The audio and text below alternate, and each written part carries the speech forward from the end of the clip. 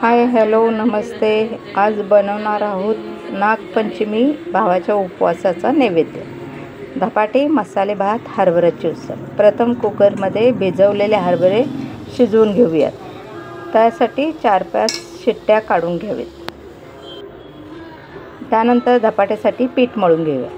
मोठे 3 चमचे गहू पीठ, 1.5 चमचा ज्वारी पीठ, 1.5 चमचा तांदूळ पीठ, 1.5 चमचा डाळीचे पीठ घेऊन त्यात धने जिरे पावडर, मिरची, आलं लसूण पेस्ट, हिंग, ओवा, हळद, भरपूर कोथिंबीर घालून घट्टसर मळून घ्यावे। नंतर उसळसाठी एका पातेल्यात तेल गरम करून 2-3 ठेचलेला लसूण, कांदा, टोमॅटो परतवून घ्यावे। कांदा टोमॅटो चांगल्या प्रकारे शिजला गेला पाहिजे। त्यानंतर हळद, गरम मसाला घालून घ्यावे। थोडीशी साखर पण त्यात टाकावी। साखरेमुळे तेल सुटू लागते। त्यानंतर तिखट टाकायचं आहे। तिखट आणि खोबऱ्याचं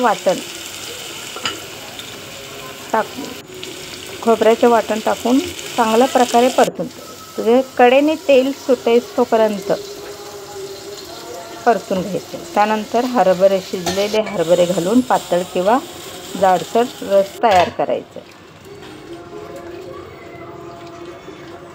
वरून कोथिंबीर पेरायची आहे। त्यानंतर करूयात जिरा राईस।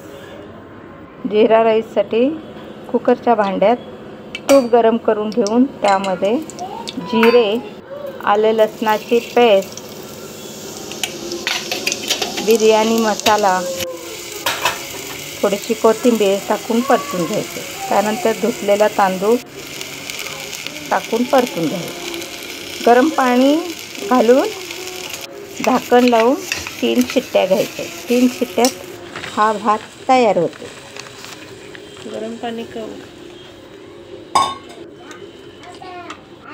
पाणी टाकल्यानंतर चांगले उकळू द्यायचे। त्यानंतरच झाकण लावायचे, त्यामुळे उतू जात नाही।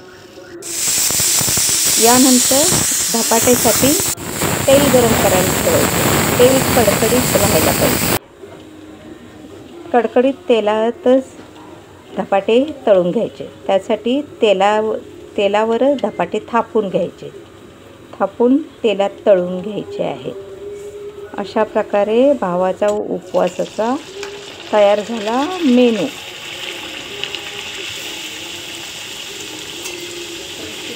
नैवेद्यासाठी 5 धपाटे, दही, भात ही उसळ